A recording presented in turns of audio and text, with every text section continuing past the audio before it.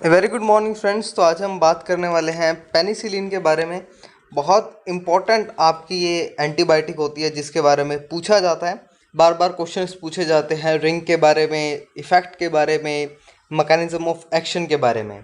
तो पेनिसिलिन को जब हम स्टार्ट करते हैं तो क्वेश्चंस पहले हम बता देते हैं किस एग्ज़ाम में पूछे जाते हैं। चाहे आप ICMR दे रहे हो, या आप गेट दे रहे हो, या आप दे रहे हो JNU दिल्ली यूनिवर्सिटी का एंट्रेंस एग्ज़ाम, या फिर आप फार्मा के लिए जो एग्ज़ाम होता है फर्दर स्टडी के लिए नाइपर या जीपैट जो स्कॉलरशिप एग्ज़ाम होता है, उसमें पेनिसिलिन से रिलेटेड क्वेश्चन हमेशा पूछे जाते हैं। तो पेनिसिलिन के बारे में हम स्टार्ट करते हैं। तो पेनिसिलिन एक बीटा लैक्टम एंटीबायोटिक कैटेगरी के अंदर आती है।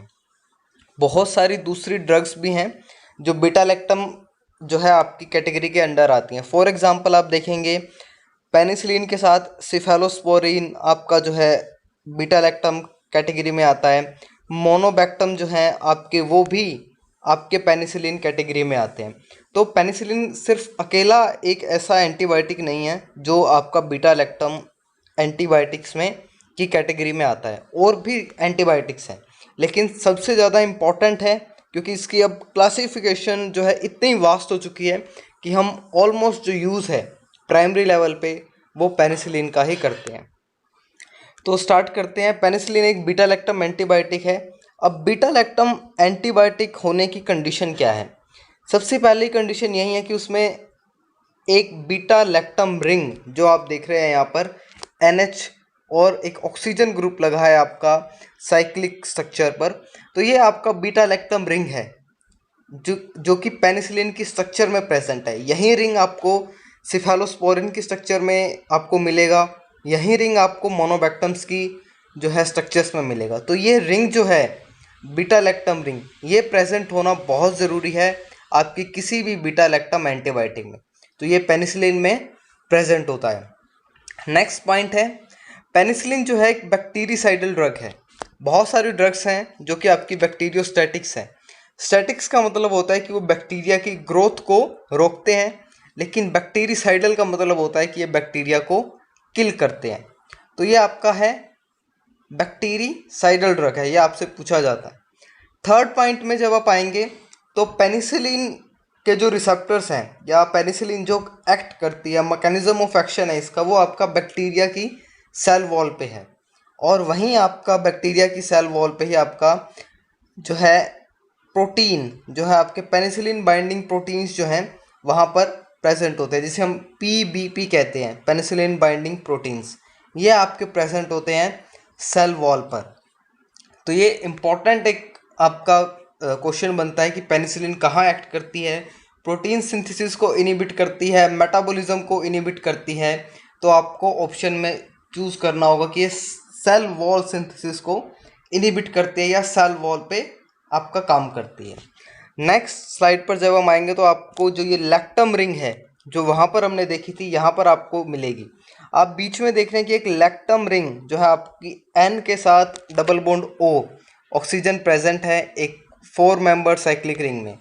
अब कंप्लीट पेनिसिलिन की जब आप स्ट्रक्चर देखते हैं तो एक क्वेश्चन आपसे बहुत बार पूछा गया है कि जो बीटा लैक्टम रिंग है वो फ्यूज़ किसके साथ करती है।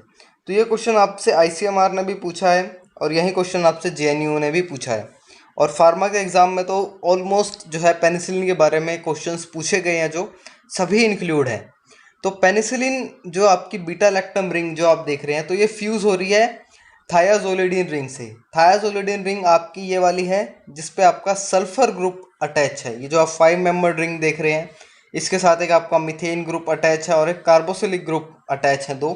तो ये आपका इम्पोर्टेंट एक पेनिसिलिन का क्वेश्चन होता है कि जो आपका बीटा लैक्टम रिंग है वो किसके साथ फ्यूज़ होता है, तो थायाजोलिडीन। कंफ्यूज करने के लिए आपको ऑप्शंस में थायाजोलिडीन की जगह थायाजोलिडोन दिया जाता है कई बार, तो आपको इस बात का ध्यान रखना है कि ये थायाजोलिडीन रिंग है जो आपकी सल्फर कंटेनिंग रिंग है। Penicillin is discovered by Alexander Fleming. ये आपका पिछले साल का ICMR का क्वेश्चन है, बहुत इजी क्वेश्चन है क्योंकि बहुत छोटी क्लास से हम पढ़ते हुए आ रहे हैं, 9th 10th से 11th 12th हर एक बुक में जो है इन साइंटिस्ट का नाम दिया है। Penicillin is discovered by Alexander Fleming. अब पेनिसिलिन का मैकेनिज्म ऑफ एक्शन के बारे में हम देखेंगे कि किस तरह से एक्ट करता है, कौन से एंजाइम को रोकता है या इनिबिट करता है। तो पेनिसिलिन इनिबिट करती है सेल वॉल सिंथेसिस को इन बैक्टीरिया, ये मैं आपको बता चुका हूँ। तो नेक्स्ट स्लाइड पे चलते हैं। नेक्स्ट स्लाइड पे आप देखेंगे, अब हम डीप में देखते हैं कि मैकेनिज्म ऑफ एक्शन करता कैसे है काम पेनिसिलिन। जो पेनिसिलिन है ये आपका इनिबिट करता है ट्रांसपेप्टिडेज एंजाइम को। अब इस एंजाइम का काम क्या है, ये एंजाइम जो है क्रॉस लिंक कराता है आपके जो आपकी अमीनो एसिड्स हैं या प्रोटीन की जो चैन है पेप्टिडोग्लाइकन में, उन्हें क्रॉस लिंक कराता है, जिसकी वजह से बैक्टीरिया की सेल वॉल को स्ट्रेंथ प्रोवाइड कराता है, एक तरह से हम कह सकते हैं। और जब ये एंजाइम नहीं होता है ट्रांसपेप्टिडेज, तो क्रॉस लिंक जो है वो नहीं हो पाता है, जिसकी वजह से सेल वॉल की सिंथेसिस जो है वो हो ही नहीं पाती है। क्योंकि क्रॉस लिंक जब तक पेप्टिडोग्लाइकन या प्रोटीन चैन्स नहीं होंगी तो आपकी सेल वॉल की सिंथेसिस नहीं होगी। अब ये एंजाइम जो है ट्रांसपेप्टिडेज, ये आपसे सीएसआर ने भी एक बार 2 मार्क्स में आपसे पूछा है कि पेनिसिलिन कहाँ पर इनिबिट करती है। तो ये ट्रांसपेप्टिडेज एंजाइम है, उसको इनिबिट करती है, जो कि आपका क्रॉस लिंक के लिए आपका इम्पोर्टेंट रोल प्ले करता है। अब हमने किसी को पेनिसिलिन दी है और उसके अंदर कोई बैक्टीरियल इन्फेक्शन है। अब जो भी बैक्टीरियल इन्फेक्शन या डिवाइड करेगा तो उसमें सेल वॉल नहीं होगी, जिसकी वजह से क्या होगा, वो जो आपका बैक्टीरियल सेल है वो डाई हो जाएगा due to imbibition of water. ये आपको ध्यान रखना है इम्बाइबिशन का, कि पानी जो है उसका इम्बाइबिशन होने की वजह से जो है बैक्टीरिया डाई हो जाता है, क्योंकि उसकी सेल वॉल जो है पहले ही सिंथेसाइज नहीं हुई है। तो इसके अंदर जो है क्रॉस लिंकिंग ना होने की वजह से स्ट्रेंथ नहीं होती, तो पानी इम्बाइबेट कर जाता है। नेक्स्ट जो आपका इंपॉर्टेंट क्वेश्चन बनता है कि माइकोप्लाज्म, जो कि आपका सेल वॉल जिसमें नहीं होती है। अब सेल वॉल नहीं है तो उसमें ट्रांसपेप्टिडेज जो एंजाइम है उसका कोई रोल नहीं होगा। तो माइकोप्लाज्म जो है वो रेजिस्टेंट है आपकी पेनिसिलिन को लेकर। इंट्रासेल्यूलर की हम बात करते हैं यहाँ पर, कि जो आपकी माइकोप्लाज्म है वो आपकी रेजिस्टेंट है पेनिसिलिन के, क्योंकि उसमें सेल वॉल जो है आपकी प्रेजेंट नहीं होती है। नेक्स्ट स्लाइड पर जब हम जाते हैं तो यहाँ पर आपसे जो पहला क्वेश्चन है ये आपका आईसीएमआर का प्रीवियस ईयर का क्वेश्चन है, कि जो सबसे पहली एंटीबायोटिक थी वो आपकी पेनिसिलिन जी थी, उसका सोर्स पूछा जाता है। और सोर्स अब जो है हमारे पास जो सोर्स हैं वो हम सेमी सिंथेटिक्स यूज़ करते हैं पेनिसिलिन को बनाने के लिए या पेनिसिलिन कैटेगरी की ड्रग को बनाने के लिए।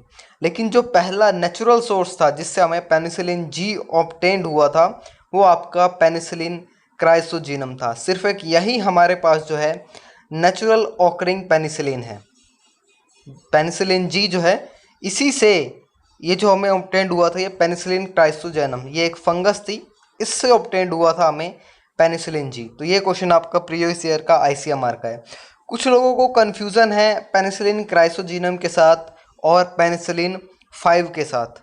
पेनिसिलिन 5 कह देते हैं या पेनिसिलिन वी होता है एक्चुअल में, लेकिन कई बार वो पढ़ने में पेनिसिलिन 5 पढ़ा जाता है रोमन में। अभी नेक्स्ट स्लाइड में हम देखेंगे उसे। तो पेनिसिलिन जी था सबसे पहला और ऑब्टेन्ड हुआ था आपका पेनिसिलिन क्राइसोजीनम से। और इसके बाद जो भी पेनिसिलिन कैटेगरी की ड्रग आई हैं, चाहे आपका अमोक्सिसिलिन हो, एम्पिसिलिन हो, मेथिसिलिन हो, क्लोक्सासिलिन हो, तो ये सब आपकी सेमी सिंथेटिक सोर्स से आई हैं।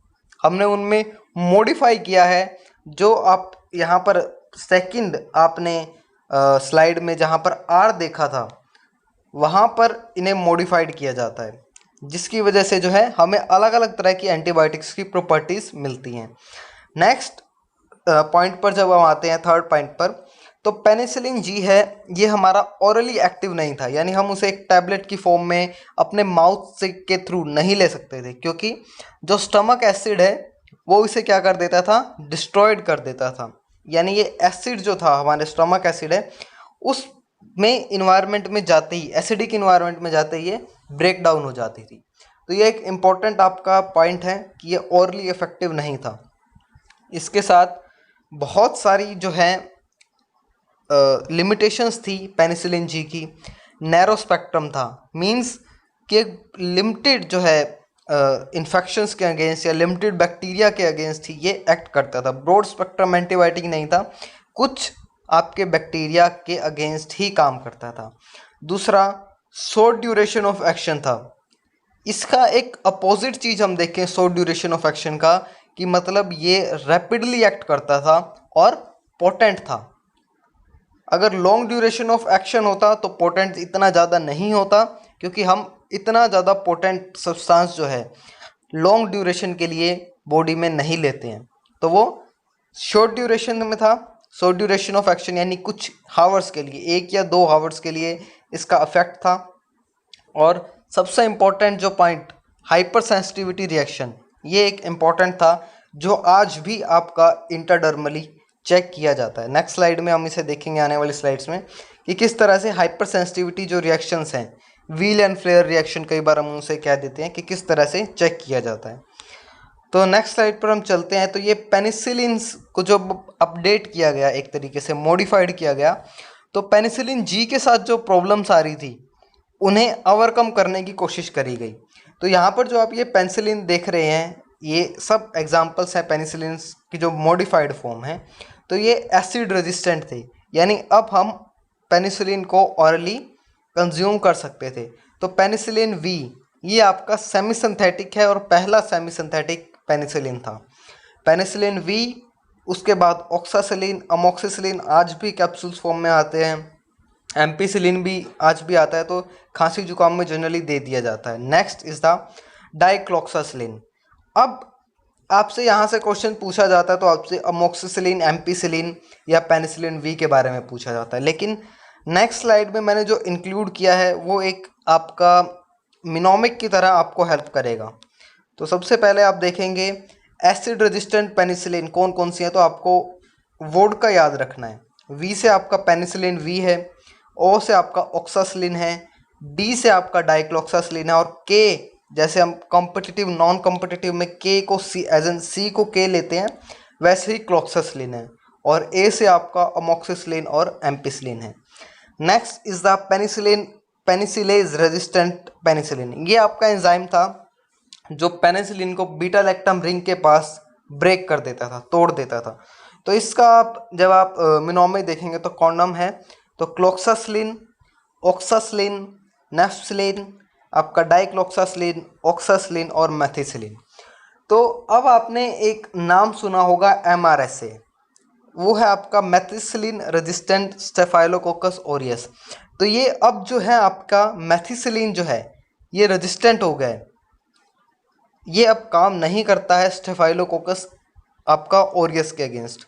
तो ये आपका बहुत इंपॉर्टेंट है MRSA, methicillin resistant staphylococcus aureus. बहुत सारे स्किन इन्फेक्शंस में जो है ये बैक्टीरिया जो है एक रोल प्ले करता है या कोज होता है। तो मेथिसिलिन की जगह कई बार आपको MRSA लिखा हुआ मिल जाएगा या VRSA, vancomycin resistant staphylococcus aureus. Next जब आप जाएंगे नेक्स्ट आपके थर्ड कॉलम में, तो आपको पेनिसिलिन के साइड इफ़ेक्ट, सबसे पहले हमें पता है कि आपका गैस्ट्रिक पे जो है एंटीबायोटिक, जो आपका स्टमक है एसिड रिलीज़ करा देती है, जिसकी वजह से स्टमक अपसेट हो जाता है। दूसरा, हाइपर सेंसिटिविटी रिएक्शंस आती हैं, ब्लैक टंग है, आपका स्किन रैशेस जो आपका हाइपर सेंसिटिविटी रिएक्शन में ही आता है, और सीजर्स जो आपकी पेनिसिलिन CNS में एंटर कर जाती हैं, वहाँ पर ये एक रोल आता है इसका। तो ट्रिक है आपकी ABCDSSS। ए से आपका एब्डोमिनल पेल है या एनाफाइलैक्सिस है, बी से ब्लैक टंग है, डी आपका जो है डी से डायरिया है, एस से skin rash, stomach upset and seizures.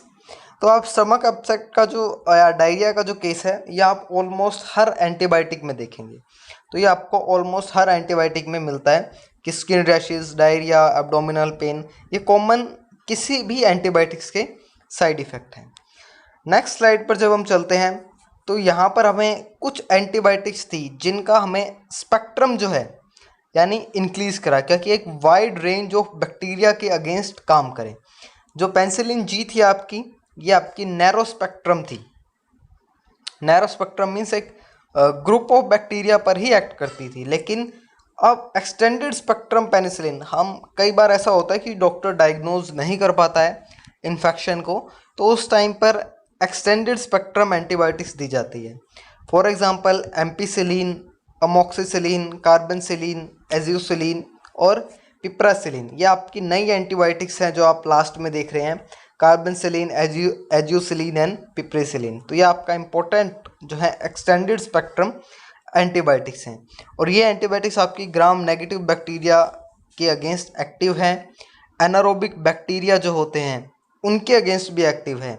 और जो पेनिसिलिन का आप यूज़ देखेंगे या चॉइस ऑफ ड्रग है ये, तो ये आपका साइफिलिस में, जो कि आपका एक सेक्सुअली ट्रांसमिटेड डिजीज़ है, एक्टिनोमाइसिटीज़, स्ट्रेप्टोकोकस जो आपका मेनली स्किन इन्फेक्शन के लिए इन्वॉल्व होता है, तो स्ट्रेप्टोकोकस, मेनिंगोकोकस जो आपका ब्रेन में स्वेलिंग कराता है, जिसे हम कह देते हैं जो आपका मेनिंजेस हैं वहाँ पर स्वेलिंग कराता है, मेनिंगोकोकस के अगेंस्ट भी एक्टिव है। अब पेनिसिलिन को जो है इंटरडर्मल टेस्ट कैसे किया जाता है, ये हम नेक्स्ट स्लाइड में देखते हैं। तो ये हमारी लास्ट स्लाइड होगी कि किस तरह से टेस्ट किया जाता है। तो ऊपर वाले में आप देख रहे हैं कि एक में आपका हिस्टामिन लगाया गया है। हिस्टामिन लगाने का कोज ये है कि उसे किसी और चीज़ से एलर्जी तो नहीं है, या उसकी बॉडी में हिस्टामिन का लेवल पहले ही ज़्यादा तो नहीं है जो कि एलर्जी कॉज करता है। सेकंड आपका नॉर्मल सलाइन है, एज एन हमने टेस्ट उसको लेते हैं, हम स्टैंडर्ड लेते हैं, और आपका पेनिसिलिन है जहाँ पर इंजेक्ट किया जा रहा है। तो ये 3 पॉइंट्स लगाए जाते हैं। नीचे वाली आप पिक्चर में देखेंगे कि किस तरह से पॉजिटिव रिजल्ट आते हैं। जो आपको रेड रेड दिख रहा है यहाँ पर, इसमें यहाँ पर पॉजिटिव का साइन लगा हुआ है, और जहाँ रेड नहीं है वहाँ पर आपको नेगेटिव का साइन दिया हुआ। तो इस तरह से जो है इंटरडर्मल जो है आपका रिएक्शंस जो है टेस्ट किया जाता है कि पेनिसिलिन के जो पर्सन है वो सेंसिटिव है या नहीं है, तो उसके अगेंस्ट ये चेक किया जाता है। So I hope you like the video. For your support you can press the subscribe button. Thank you so much and all the best.